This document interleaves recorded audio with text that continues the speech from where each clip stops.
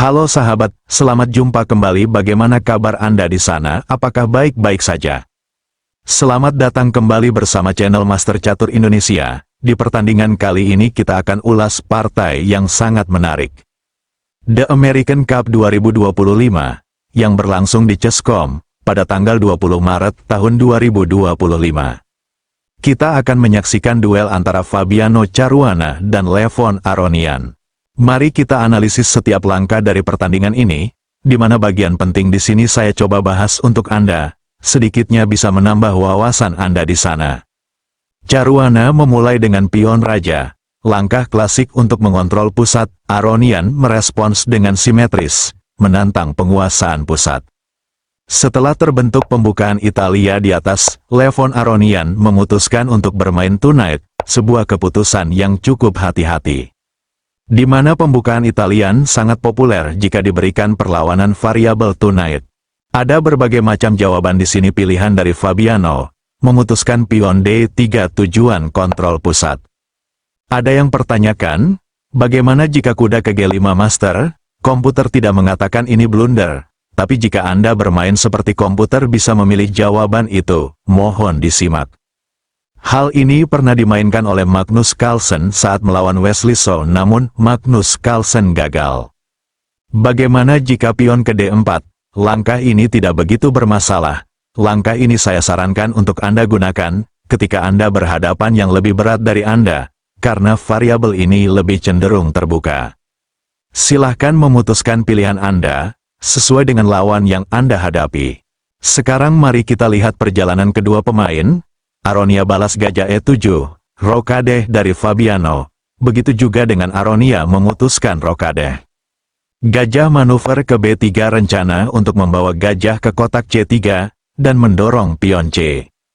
Pion D6, C3, dan A6 kontrol kotak G5. Benteng E1 persiapkan strategi. Aronian tarik kudanya ke A7, bertujuan untuk ke G5. Setelah kuda D7, Aronia kuda naik ke G5, maka terjadi pertukaran kuda di G5. Setelah kuda F1, Aronia pindahkan rajanya ke H7, terlalu takut melihat gajah terang Fabiano. Lebih baik di sini Aronia bermain di sayap menteri. Karena sama saja jika nantinya Fabiano menarik gajahnya ke C2, tetap mengarah ke posisi jantung raja.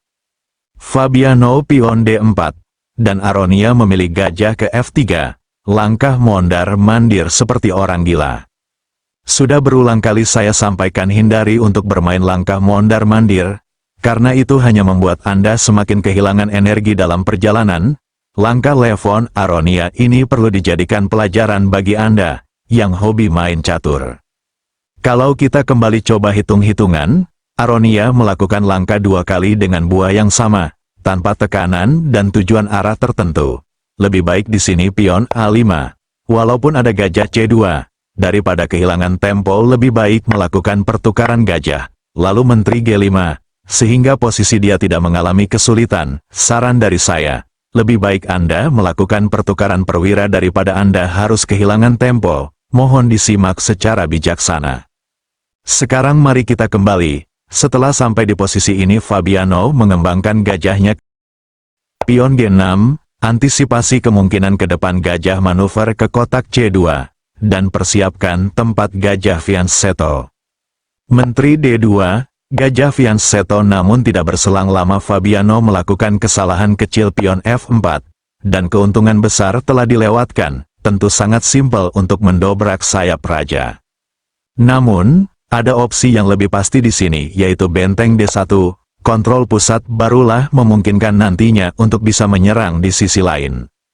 Karena jika hitam langsung pukul pion, justru setelah kembali pukul, dua pion ini akan menjadi senjata kuat menguasai bagian pusat, dan mendukung untuk menyerang di sisi lain. Begitu cara menggunakan metode teori dalam permainan catur.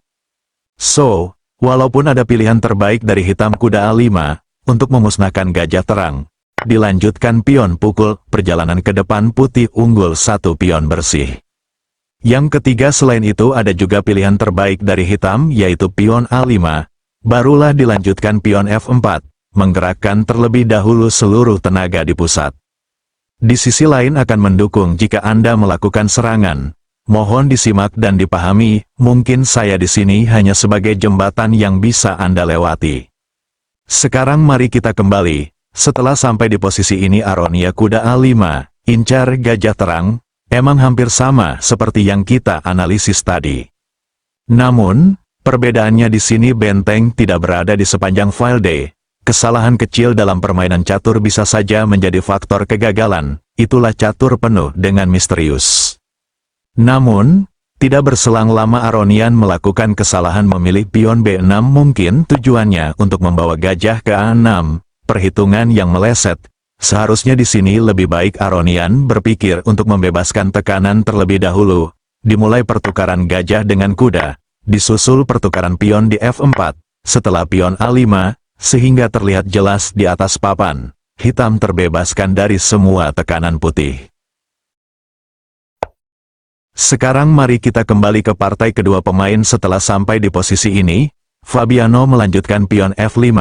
Coba perhatikan kedua pion ini sangat mengganggu wilayah pekarangan rumah hitam. Permainan terus berlanjut gajah A6, menteri F2 lalu menteri H4.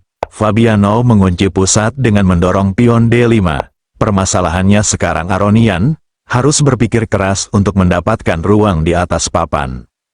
Aronian melanjutkan benteng C8 tujuan untuk dorong pion C. Lebih baik terlebih dahulu melakukan pertukaran kuda itu dengan gajah, karena permasalahannya setelah gajah manuver ke C2, gajah itu semakin menguasai diagonal panjang. Pion C6, tangkap pion, Aronia tidak langsung tangkap pion C3, memilih kuda C4, incar gajah gelap. Fabiano menghindari pertukaran kuda dengan gajah memilih gajah ke C1. Lalu Aronian pukul pion C. Dilanjutkan pion B3 mengusir kuda. Maka kuda tersebut kembali, dilanjutkan pion C4. Walaupun langkah ini sedikit meragukan, namun, keunggulan posisionil masih berada di tangan Fabiano. Langkah rumus di sini yaitu benteng E3. Rencananya jika situasi mengizinkan akan membawa benteng ini ke file H, sehingga dapat menekan sayap raja. Aronian menarik bentengnya ke C7, mengantisipasi susulan pion yang dapat forking kedua perwira dia. Gajah kembali ke E3, kuda C6. Setelah gajah D3, kuda lompat ke D4, benteng F1, fokus rencana di sepanjang file F. Aronian mencoba dobrak sayap menteri dengan pion B4, namun kapal sudah terlambat. Seharusnya dari awal Aronian seharusnya sudah berpikir ke sana sebelum terlambat. Fabiano pukul kuda, Aronia pukul pion di mana juga mengambil tempo pada gajah. Gajah pukul bidak tujuan menteri ke B6. Setelah pion pukul gajah, B6, ancaman pada kedua perwira dia. Aronian berusaha keras untuk mengambil balasan, di mana menteri D8. Setelah menteri pukul A8, menekan kembali gajah gelap 2 kali. Fabiano ambil pion. Menteri makan gajah ancaman pada raja. Setelah H1, permasalahannya sekarang Fabiano memiliki 2 pion bebas, yang menjadi permasalahan ke depan. Sementara sayap raja mengalami tekanan yang begitu sulit. Namun, keunggulan Fabiano di sini hanya tipis-tipis saja. Namun jika dia tidak hati-hati, menepis hal ini bisa saja permainan draw. Kita lihat aja sampai akhir apa yang akan terjadi. Namun, tidak berselang lama Fabiano melakukan langkah yang tidak menyenangkan yaitu kuda E2. Mungkin tujuan untuk mengalihkan situasi di sayap menteri. Namun hal ini telah memberikan peluang bagi Aronian untuk bisa draw. Aronian melanjutkan pion D5, komputer tidak mengatakan ini blunder, atau langkah meragukan. Namun setelah saya coba analisis berulang kali, menurut saya langkah ini telah melewatkan kesempatan emas. Kita lihat setelah Fabiano pukul pion skat, setelah kembali pukul, menteri ambil pion, tetap saja Fabiano unggul 2 pion bebas. Sementara tujuan Aronian untuk dorong pion D5, agar gajah gelap dia keluar dari sarang semut. Sekarang coba perhatikan posisi ini dengan baik-baik. Untuk memahami rumus di atas, perhatian posisi kuda dan pion A2, dan posisi menteri dan gajah gelap, 4 yang kita tunjuk tersebut, akan terhubung satu sama yang lain. Benteng C2, menjadi kunci utama menemukan trik tersebut. Walaupun ada pion pukul, kita terima. Setelah pion A4 menghindari ancaman, barulah pion D5, inilah dia yang benar. Sekarang rumus yang kedua ada pada kuda di kotak E2. Karena jika langsung pukul pion, tentu langkah ini blunder setelah pion maju ke E4. Ancaman pada dua perwira putih, dipastikan keuntungan material pada tentara rambut hitam. Yang kedua, jika putih langsung makan pion itu dengan menteri. Bagaimana dengan nasib kuda? Semoga pelajaran ini bisa bermanfaat bagi Anda yang memahaminya. Yang ketiga, sebagai jalan alternatif dari putih pion B4, pion pukul E5, setelah menteri pukul, benteng menyerang menteri, D5, benteng pukul pion. Perbedaan terjadi di sini, kedua pemain sama-sama memiliki pion bebas yang menjadi duri dalam tenggorokan, kemungkinan besar posisi ini akan draw, terkecuali jika salah satu pemain ceroboh. Yang keempat, jalan alternatif lain, dari putih benteng C1, untuk membawa permainan ke babak akhir, namun itu tidak akan merubah situasi. Setelah pertukaran benteng, kembali lagi dilanjutkan pertukaran benteng. Pion makan, menteri pukul kembali, menteri F2 ancaman yang harus direspon, E2, menteri D4, walaupun di sisi lain kita berkata putih memiliki dua pion bebas. Namun, sebaliknya juga hitam juga memiliki satu pion bebas, dan besar harapan menurut teoritis permainan ini akan remis. Contohnya, kita jalankan serangkaian perjalanan supaya keraguan Anda dapat saya terangkan dalam video ini. Setelah sampai pada titik ini, kuda putih tidak boleh terlalu jauh melangkah karena pion hitam akan promosi. Kalau kita berkata bagaimana dengan kedua pion putih di sayap menteri? Itu kan bisa dipromosikan. Hal itu membutuhkan waktu yang begitu lama, putih tidak akan memiliki peluang tersebut. Karena hitam di sini hanya berpikir untuk membawa menteri ke file F1, dan membawa gajah ke E5, hitam akan berulang kali melakukan skat, sehingga terjadi langkah yang berulang-ulang, mengharuskan permainan ini remis, tanpa kata terkecuali. Jadi kesimpulannya pada langkah 34 Aronian dorong pion ke D5, adalah langkah yang meragukan. Saya bukannya membantah komputer, tapi membagikan ilmu pengetahuan saya kepada Anda semua. Sekarang kita lanjutkan partai kedua pemain. Aronian menyerang menteri, D6, benteng C2, menyerang di dua titik yang berbeda. Kuda menghindari ancaman, benteng kembali menyerang menteri, H3, benteng pukul pion. Permasalahannya sekarang pion hitam di E5 telah terhalangi, sedangkan di sisi lain, yang menjadi permasalahan, putih memiliki pion bebas. Fabiano lanjutkan dengan langkah brilian kuda F6, seperti mengabaikan ancaman pada benteng. Namun, Aronian tidak mau kalah dalam pertempuran ini, memilih gajah F6, kontrol kotak G5. Karena apabila di sini Aronian terpesona langsung mengambil benteng, di mana ada ancaman yang serius kita lihat untuk sementara waktu. Fabiano telah merencanakan sesuatu, yaitu kuda G5. Rencana akan membawa menterinya ke C8. Contoh kita jalankan serangkaian langkah. Skatmat sudah tidak bisa dihindarkan. Akan terjadi sendok aspal beton. Ini alasannya Aronian telah membaca rencana Fabiano, sehingga dia tidak tergiur dengan benteng gratis itu. Sekarang mari kita kembali. Setelah di posisi ini Fabiano menghindari ancaman benteng ke D1, menteri A6, menteri G6, B5, mencoba mencuri perhatian pion, tetap dilanjutkan pion H4, karena tidak mungkin hal itu diterima. Menteri C6, benteng D5, D6, Fabiano menghubungkan kedua benteng, gajah kembali ke G7, benteng D6. Walaupun langkah ini meragukan, namun keuntungan posisionil masih berada di tangan Fabiano.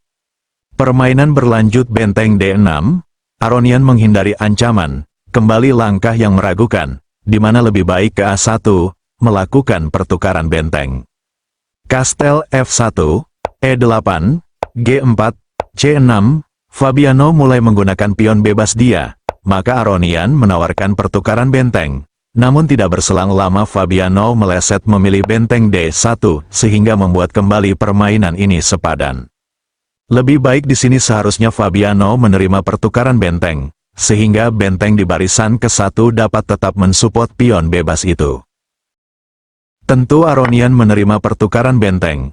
Maka Aronian ancam pion di B4, sehingga pion ini tidak dapat dibendung harus jatuh. Padahal ini adalah senjata kuat walaupun hanya satu pion, untuk bisa meraih kemenangan. Kita lanjutkan H5, Aronian terima tawaran, Menteri Skat, G8, kuda H4, benteng makan pion, dan setelah pion itu gugur, kita lihat sekarang justru hitam unggul pion. Namun permainan ini masih sepadan, karena posisi hitam sedikit di bawah tekanan. Berlanjut dengan kuda G6, benteng manuver ke B7, Menteri pukul pion, benteng F7, Raja H7. Namun fakta berkata yang lain setelah di posisi ini Aronian mencoba mengurangi tekanan dengan benteng F6, justru membuat pion H6 nantinya akan kehilangan kendali. Alangkah lebih baik di sini Aronian membawa bentengnya itu ke F1, karena kalau kita lihat posisi serangan Fabiano, tidak ada yang menakutkan di sana, dia tidak memiliki celah untuk memasuki titik yang dia inginkan. Tentu dengan kesalahan ini Fabiano tanpa berpikir panjang menerima pertukaran benteng, disusul Menteri makan pion, Aronian Menteri D7, mungkin langkah ini sudah putus asa, Fabiano lanjutkan Menteri Skat, setelah Raja menghindar. Setelah Menteri pukul kuda, pada langkah 61 Levon Aronian menyerah. Kembali saya ingatkan kepada Anda, bahwa dengan kata-kata yang saya ulang-ulang kembali, mengungkapkan di setiap teoritis yang saya bagikan untuk menghindari langkah yang berulang dalam tingkat pembukaan, karena itu, akan membuat Anda kehilangan energi dalam perjalanan panjang, tentunya, dalam game ini, telah memberikan sebuah pengalaman supaya Anda tidak melakukan hal yang sama.